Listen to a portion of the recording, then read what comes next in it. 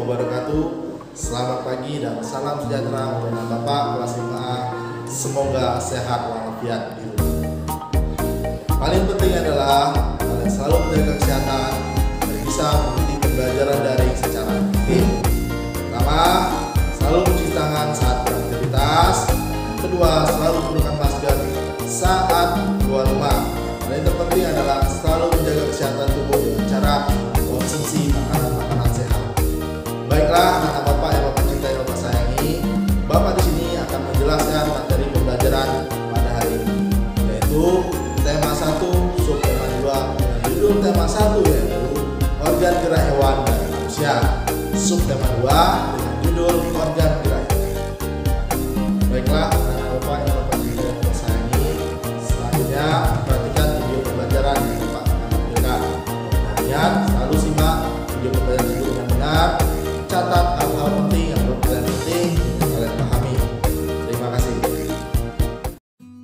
Halo sahabat cerdas, Assalamualaikum warahmatullahi wabarakatuh. Pada kesempatan kali ini, kita akan belajar pada tema 1, organ gerak hewan dan manusia. Subtema 1, organ gerak hewan, dan kita sampai pada pembelajaran ketiga. Pada pembelajaran kali ini, kita akan belajar tentang nilai-nilai yang terkandung dalam sila Pancasila. Serta kita akan belajar tentang letak wilayah Indonesia. Sudah siapkah kalian belajar hari ini?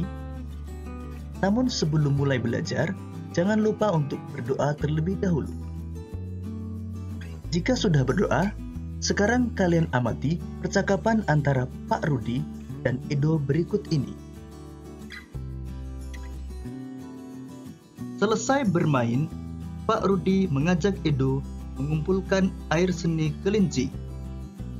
Air seni kelinci tersebut oleh Pak Rudi disalurkan melalui saluran-saluran air dan dikumpulkan ke dalam satu wadah penampungan. Ih, bau sekali, Pak. Benar, Edo. Meskipun bau, tetapi air seni kelinci ini sangat baik digunakan sebagai bahan pupuk cair organik untuk tanaman. Sayuran akan tumbuh dengan subur, tanaman buah akan cepat berbuah, dan tanaman bunga akan cepat berbunga. Tiba-tiba, Pak Eko datang ke kandang kelinci. Pak Eko meminta air seni kelinci milik Pak Rudi untuk memupuk sayuran di belakang rumahnya. Dengan ikhlas, Pak Rudi pun memberikan sebagian air seni kelinci tersebut kepada Pak Eko. Pak, kenapa air seni kelinci itu diberikan kepada Pak Eko? Kan sayang, Pak. Iya, tidak apa-apa, Edo. Kita harus saling membantu. Jika ada orang yang membutuhkan bantuan, kita harus secara ikhlas dan sukarela memberikan bantuan. Karena kita makhluk sosial, artinya tidak dapat hidup sendiri dan membutuhkan bantuan orang lain. Dan ingat, saling membantu dan tolong-menolong adalah bentuk dari pengamalan sila Pancasila. Benar sekali, Pak. Jika tidak salah, sila kemanusiaan yang adil dan beradab. Demikian tadi sahabat cerdas, percakapan antara Pak Eko dan Edo. Selanjutnya, kita akan belajar lebih jauh untuk memahami nilai-nilai yang terkandung dalam sila-sila Pancasila. Nilai-nilai yang terkandung dalam sila-sila Pancasila.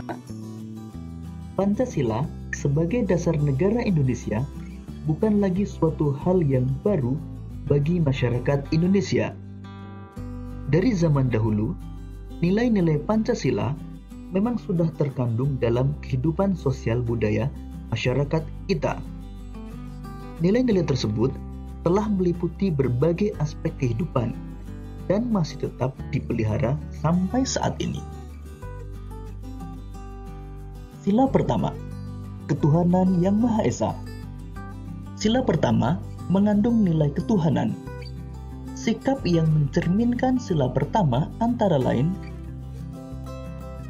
beriman kepada Tuhan Yang Maha Esa, sesuai dengan agama dan keyakinan yang dianutnya. Saling menghormati dan bekerja sama antar pemeluk agama yang berbeda-beda. Tidak memaksakan suatu agama dan kepercayaan kepada orang lain. Saling menghormati kebebasan dalam menjalankan ibadah. Sila kedua, kemanusiaan yang adil dan beradab. Sila kedua mengandung nilai-nilai kemanusiaan. Penerapan sila kedua dalam kehidupan sehari-hari antara lain mengembangkan rasa saling mencintai sesama manusia, bertenggang rasa, tidak semena-mena, dan saling membantu sesama. Menjunjung tinggi nilai-nilai kemanusiaan. Gemar melakukan kegiatan kemanusiaan. Dan berani menegakkan kebenaran dan keadilan.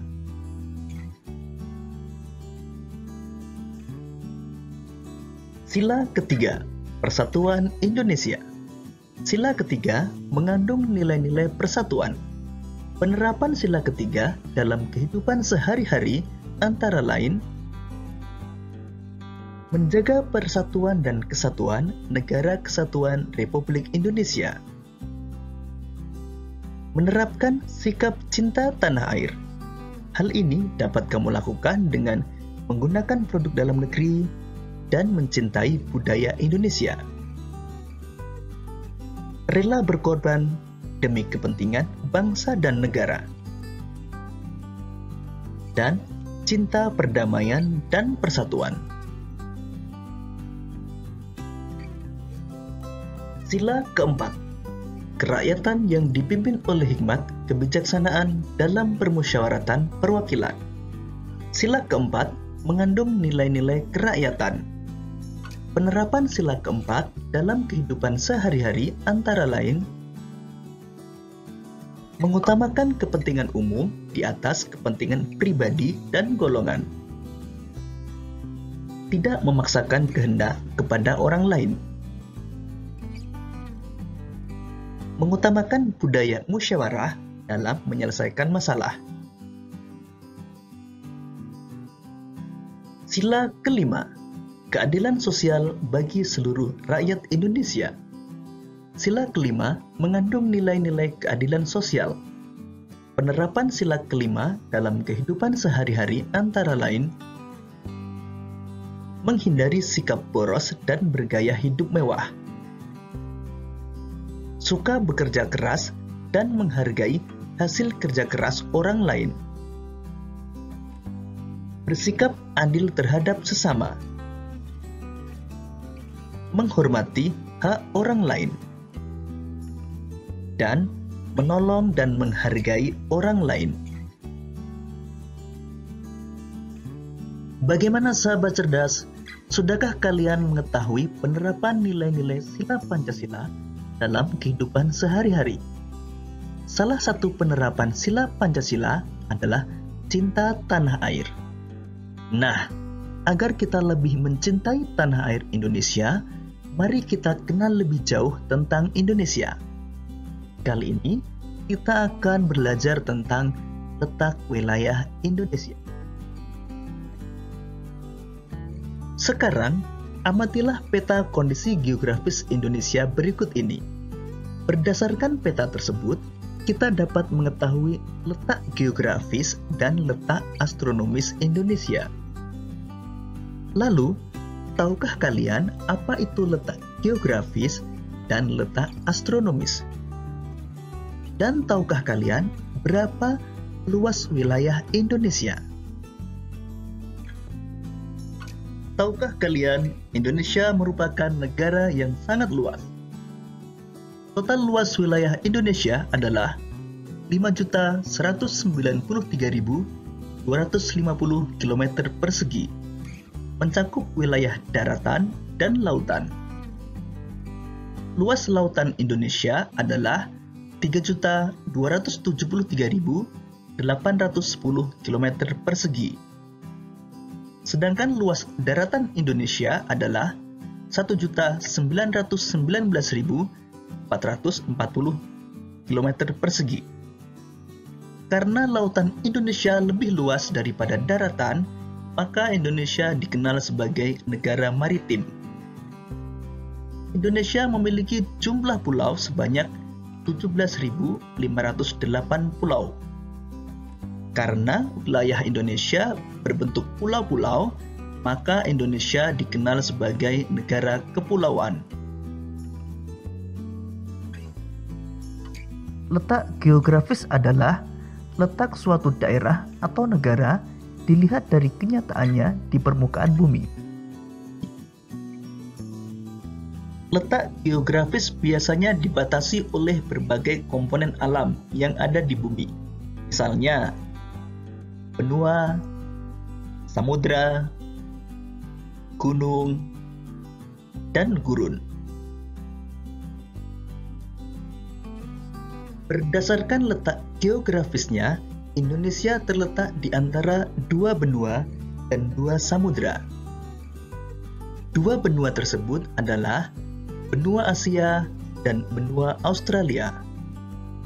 Dan dua samudra tersebut adalah Samudra Hindia dan Samudra Pasifik. Batas wilayah Indonesia. Sebelah utara berbatasan dengan Malaysia, Singapura, Filipina, Laut Cina Selatan, dan Samudra Pasifik. Sebelah selatan berbatasan dengan Timur Leste, Australia, dan Samudra Hindia. Sebelah barat berbatasan dengan Samudra Hindia. Dan sebelah timur berbatasan dengan Papua Nugini dan Samudra Pasifik. Letak astronomis adalah letak suatu wilayah berdasarkan garis lintang dan garis bujur. Garis lintang adalah garis khayal yang melintang di permukaan bumi dari barat ke timur.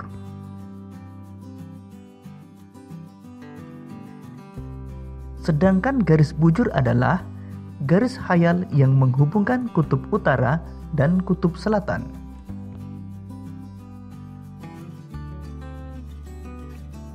Berdasarkan letak astronomisnya, Indonesia terletak antara 6 derajat lintang utara sampai 11 derajat lintang selatan dan 95 derajat bujur timur sampai 141 derajat bujur timur.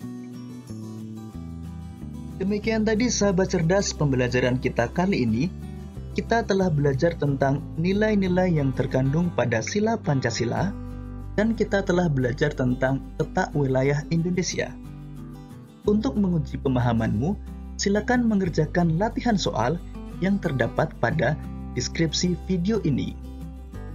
Sampai jumpa pada pembelajaran berikutnya. Tetap semangat dan selamat belajar.